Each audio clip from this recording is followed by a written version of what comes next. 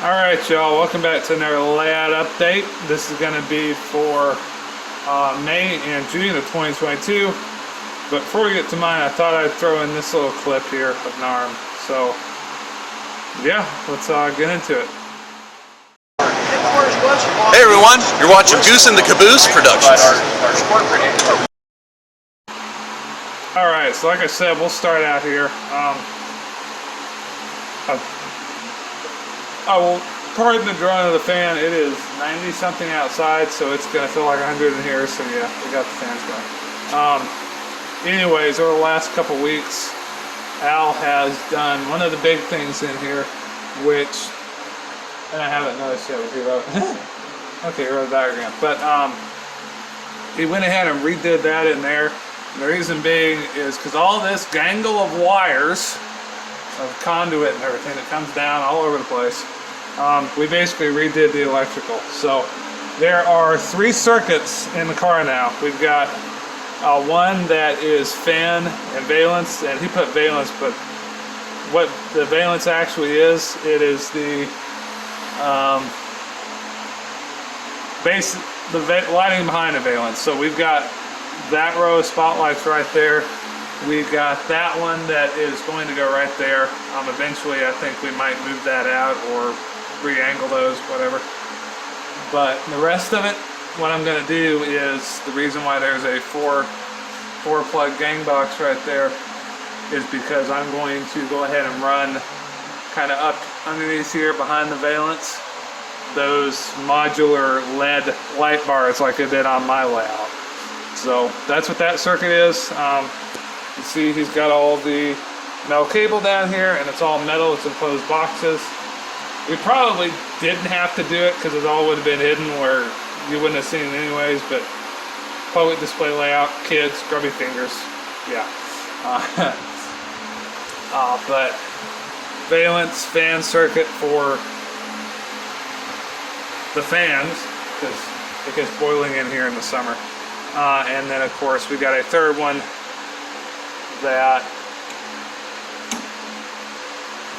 is the actual overhead car lighting. So 3 different circuits, gives us what we want. And then the other thing he's done is about every I mean, I wish they were spliced a little further, but about a little closer, but about every 6 foot we've got these, and these are constantly. Alright, so over here at my layout, and you saw the intro, slight amendment. This is now going to be for, let's see, May, June, July, and August. I don't know whether I didn't film a layout update for May and June, or I don't know what happened to the clip. Anyways, just figured to go ahead and update you. So one of the big things we did, and I'll throw in, there will be a picture montage to go with this update, but as you can kind of see, all of the mainline, the remainder of the mainline sub-roadbed is cut. It's all leveled to grade, so risers and everything. Got the slide out. This was going to be a swing out, but I'm just going to make it a slide out. Got that in place, got it marked out, got it cut. And then, as you can also see, I got all the cork down, well, most of it. There's going to be another turnout back here, and then these 2 tracks, which I haven't done. And then I started laying the track. So I have enough flex track scraps. You can see where I've already done all this right through here. So it's a little wavy, but I mean, that's okay. I don't mind it too much. Have one of the brand new Walthers 2428s in there. I'm really liking these turnouts, and obviously this one, the other Walthers number 5, code A3 over here, they have the spring points, but I went ahead and I've got the holes drilled for the tortoises, and those are pinned in place and ready to go. So I've got 5 bundles of fresh flex track left. I was gonna use a used piece, but the end of the curve would have been right about there and would have been a lot it would have been at the end of the curve, which means it would have came a whole heck of a lot harder. This is one of the new pieces, so it's more or less going to look like this.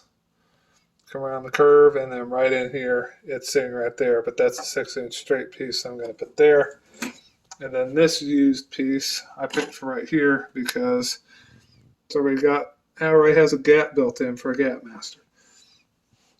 And then these also already have their holes drilled for the throw rods. I just need to get the frog wires put on them. So I've been pecking away at that. I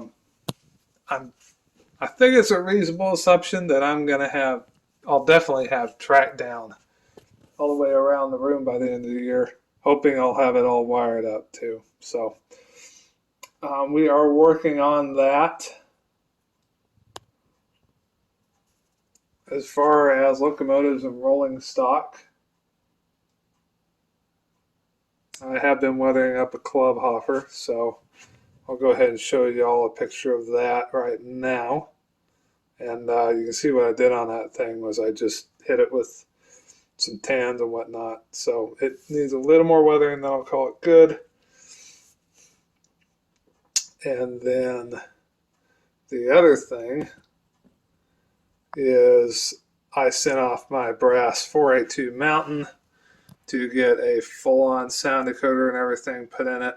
And the guy ended up putting a sound decoder, current keeper, speaker, a custom speaker with a custom enclosure, fixed the front truck on the thing again, but this time it's going to stay on the screw that held the front truck on, also held the boiler, and there's basically a giant air gap between the boiler and the frame, so it had snapped on me twice. But got that fixed. He is fixing to mail it out tomorrow, so August something. I will go ahead and include it in this one, even though it's going to get here in August because of when he did the work. So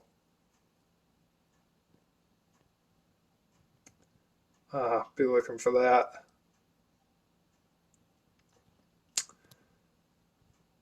That's pretty much it.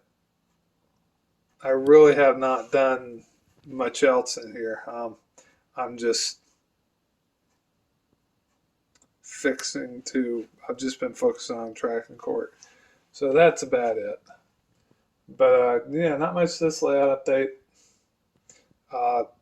Couple of things, but each one of them is stuff that it's tedious and it takes time. So anyways, that is going to about do it for this. The rest of the photos I'm going to throw up in here. And yeah, I'll see y'all in the next video.